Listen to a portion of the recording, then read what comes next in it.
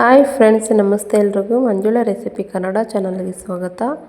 ಇವತ್ತು ನಾನು ತುಂಬಾ ಸಿಂಪಲ್ಲಾಗಿ ಹಾಗಲಕಾಯಿ ಗೊಜ್ಜು ಯಾವ ರೀತಿ ಮಾಡೋದಂತ ಹೇಳ್ಕೊಡ್ತಿದ್ದೀನಿ. ಇದು ಸ್ವಲ್ಪ ಕೂಡ ಕಹಿ ಇಲ್ದಿರ ಯಾವ ರೀತಿ ಮಾಡೋದಂತ ತೋರಿಸ್ಕೊಡ್ತಾಯಿದ್ದೀನಿ. ಇವಾಗ ಬನ್ನಿ ಇದನ್ನು ಹೇಗೆ ಮಾಡೋದು ನೋಡೋಣ.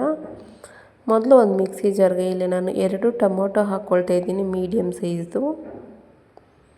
ಹಾಗೆ ಒಂದು 3 ಸ್ಪೂನ್ ಆಗೋಷ್ಟು ತೆಂಗಿನಕಾಯಿ ಹಾಕ್ಕೊಳ್ತಾ ಇದ್ದೀನಿ. ಹಾಗೆ ಸ್ವಲ್ಪ ಕೊತ್ತಂಬರಿ ಸೊಪ್ಪು ಹಾಕ್ಕೊಂಡು ಇದು ರುಬ್ಕೊಳ್ಳೋದಕ್ಕೆ ಎಷ್ಟು ನೀರು ಬೇಕು ಅಷ್ಟು ಹಾಕ್ಕೊಂಡು ಇದನ್ನು ಸ್ಮೂತಾಗಿ ರುಬ್ಕೋಬೇಕು. ಇವಾಗ ಒಂದು ಕುಕ್ಕರ್ಗೆ ಒಂದು 3 ರಿಂದ 4 ಟೇಬಲ್ ಸ್ಪೂನ್ ಆಗೋಷ್ಟು ಎಣ್ಣೆ ಹಾಕ್ಕೊಳ್ತಾ ಇದ್ದೀನಿ.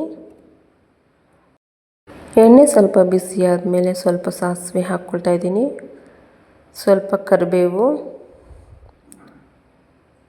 ಹಾಗೆ ಜಜ್ಜಿ ಇಟ್ಕೊಂಡಿರೋ ಬೆಳ್ಳುಳ್ಳಿ 1 ಗಡ್ಡೆ ಆಗೋಷ್ಟು ಹಾಕ್ಕೊಳ್ತಿದ್ದೀನಿ. ಬೆಳ್ಳುಳ್ಳಿ ಜಾಸ್ತಿ ಹಾಕಿದ್ರೆ ತುಂಬಾ ಚೆನ್ನಾಗಿರುತ್ತೆ ಈ ಹಾಗಲಕಾಯಿ ಗೊಜ್ಜಿಗೆ. ಹಾಗೆ ಸಣ್ಣದಾಗಿ ಕಟ್ ಮಾಡಿ ಇಟ್ಕೊಂಡಿರೋ ಮೀಡಿಯಮ್ ಸೈಜ್ 2 ಈರುಳ್ಳಿ ಹಾಕ್ಕೊಂಡು ಈರುಳ್ಳಿ ಸಾಫ್ಟ್ ಆಗಬೇಕು ಅಲ್ಲಿ ತನಕ ಚೆನ್ನಾಗಿ ಫ್ರೈ ಮಾಡ್ಕೊಳ್ತೀನಿ. ಇವತ್ತು ನಾನು ಕುಕ್ಕರಲ್ಲೇ ಮಾಡ್ಕೊಳ್ತಾ ಇದ್ದೀನಿ. ಹಾಗಲಕಾಯಿ ಗೊಜ್ಜು ಅನ್ನೋದು ತುಂಬಾ ಬೇಗ ಆಗೋಗುತ್ತೆ. ಇವಾಗ ನೀವಿಲ್ಲಿ ನೋಡ್ಬೋದು ಈರುಳ್ಳಿ ಈ ರೀತಿ ಸ್ವಲ್ಪ ಚೆನ್ನಾಗಿ ಫ್ರೈ ಆದಮೇಲೆ ಕಟ್ ಮಾಡಿ ಇಟ್ಕೊಂಡಿರೋ ಅರ್ಧ kg ಆಗೋಷ್ಟು ಹಾಗಲಕಾಯಿನ ಹಾಕ್ಕೊಳ್ತಾ ಇದ್ದೀನಿ. ಹಾಗೆ ಸ್ವಲ್ಪ ಅರಿಶಿಣದ ಪುಡಿ ಹಾಕ್ಕೊಂಡು ಈ ಹಾಗಲಕಾಯಿನ ಎಣ್ಣೆದಲ್ಲೇ ಒಂದು 10 ನಿಮಿಷದವರೆಗೂ ಚೆನ್ನಾಗಿ ಫ್ರೈ ಮಾಡ್ಕೋಬೇಕು. ಈ ರೀತಿ ಎಣ್ಣೆದಲ್ಲೇ ಫ್ರೈ ಮಾಡೋದ್ರಿಂದ ಹಾಗಲಕಾಯಿ ಸ್ವಲ್ಪ ಕೂಡ ಕಹಿ ಇಲ್ದಿರ ಚೆನ್ನಾಗಿರುತ್ತೆ ತಿನ್ನೋವಾಗ. ಯಾರಿಗೆ ಹಾಗಲಕಾಯಿ ಇಷ್ಟ ಇರಲ್ವೋ ಅವರು ಕೂಡ ಇಷ್ಟಪಟ್ಟು ತಿಂತಾರೆ, ಅಷ್ಟು ಚೆನ್ನಾಗಿರುತ್ತೆ. ಇವಾಗ ನೀವು ಇಲ್ಲಿ ನೋಡ್ಬೋದು ನಾನು ಒಂದು 10 ನಿಮಿಷದವರೆಗೂ ಎಣ್ಣೆದಲ್ಲೇ ಈ ರೀತಿ ಚೆನ್ನಾಗಿ ಫ್ರೈ ಮಾಡ್ಕೊಂಡಿದ್ದೀನಿ. ಎಷ್ಟು ಚೆನ್ನಾಗಿ ಫ್ರೈ ಮಾಡ್ಕೊಳ್ತೀವೋ ಅಷ್ಟು ಚೆನ್ನಾಗಿ ಬರುತ್ತೆ ಹಾಗಲಕಾಯಿ ಗೊಜ್ಜು ಅನ್ನೋದು.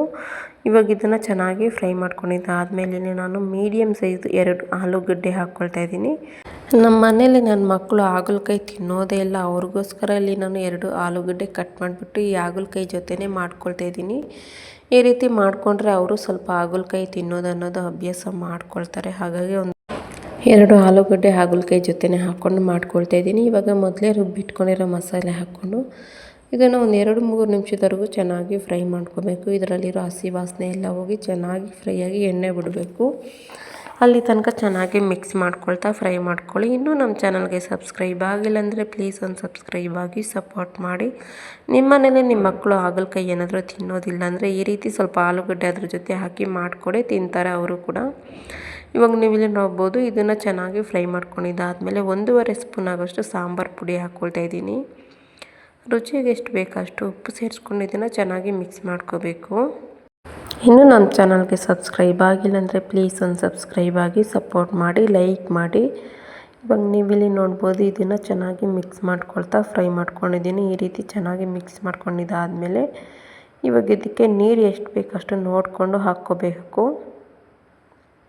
ನಿಮಗೆ ಗೊಜ್ಜು ಅನ್ನೋದು ಎಷ್ಟು ಬೇಕೋ ಅಷ್ಟು ನೋಡಿಕೊಂಡು ಹಾಕ್ಕೊಳ್ಳಿ. ನಿಮಗೆ ಚಪಾತಿಗೆ ಏನಾದರೂ ತಿನ್ಬೇಕು ಅನಿಸಿದ್ರೆ ಇದನ್ನೇ ಸ್ವಲ್ಪ ಗಟ್ಟಿಯಾಗಿ ಮಾಡ್ಕೋಬಹುದು, ತುಂಬ ಚೆನ್ನಾಗಿರುತ್ತೆ. ಇದು ಮುದ್ದೆಗೆ ರೈಸ್ಗೆ ಆದರೆ ಈ ರೀತಿ ಸ್ವಲ್ಪ ಗೊಜ್ಜು ಥರ ಮಾಡ್ಕೊಂಡಿದ್ದೀನಿ. ಇವಾಗ ನೀವಿಲ್ಲಿ ನೋಡ್ಬೋದು ನಾನು ಒಂದು 1/4 ಲೀಟ್ರ್ ಆಗೋಷ್ಟು ನೀರು ಹಾಕ್ಕೊಂಡು ಚೆನ್ನಾಗಿ ಮಿಕ್ಸ್ ಮಾಡ್ಕೊಳ್ತಾ ಇದ್ದೀನಿ. ಇವಾಗ ಕುಕ್ಕರ್ ಮುಚ್ಚಳ ಮುಚ್ಚಿ ಇದನ್ನು ಒಂದು 2 ರಿಂದ 3 ವಿಸಿಲ್ ಕೂಗಿಸ್ಕೊತೀನಿ.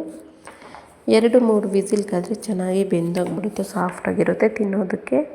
ಇವಾಗ ನೀವಿಲ್ಲಿ ನೋಡ್ಬೋದು ನಾನಿಲ್ಲಿ 2 ವಿಸಿಲ್ ಕೂಗಿಸ್ಕೊಂಡು ಕುಕ್ಕರ್ ಓಪನ್ ಮಾಡಿ ನೋಡ್ತಾ ಇದ್ದೀನಿ. ತುಂಬಾ ಚೆನ್ನಾಗಾಗಿದೆ.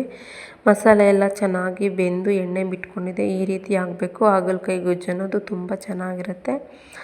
ನೀವು ಒಂದು ಸತಿ ಟ್ರೈ ಮಾಡಿ, ನಿಮ್ಮ ಮನೇಲಿ ಎಲ್ಲರಿಗೂ ಇಷ್ಟ ಆಗುತ್ತೆ. ಹಾಗಲಕಾಯಿ ತಿನ್ನದೇ ಇರೋರು ಕೂಡ ಇಷ್ಟಪಟ್ಟು ತಿಂತಾರೆ, ಅಷ್ಟು ಚೆನ್ನಾಗಿರುತ್ತೆ.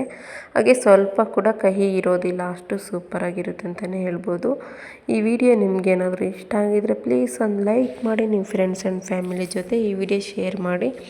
ಇನ್ನೂ ನಮ್ಮ ಚಾನಲ್ಗೆ ಸಬ್ಸ್ಕ್ರೈಬ್ ಆಗಿಲ್ಲ ಅಂದರೆ ಪ್ಲೀಸ್ ಒಂದು ಸಬ್ಸ್ಕ್ರೈಬ್ ಆಗಿ ಸಪೋರ್ಟ್ ಮಾಡಿ. ಈ ವಿಡಿಯೋ ಬಗ್ಗೆ ನಿಮ್ಮ ಅನಿಸಿಕೆ ಅಭಿಪ್ರಾಯ ಕೂಡ ಕಮೆಂಟ್ ಮೂಲಕ ತಿಳಿಸಿ. ಧನ್ಯವಾದಗಳು. Thank you for watching.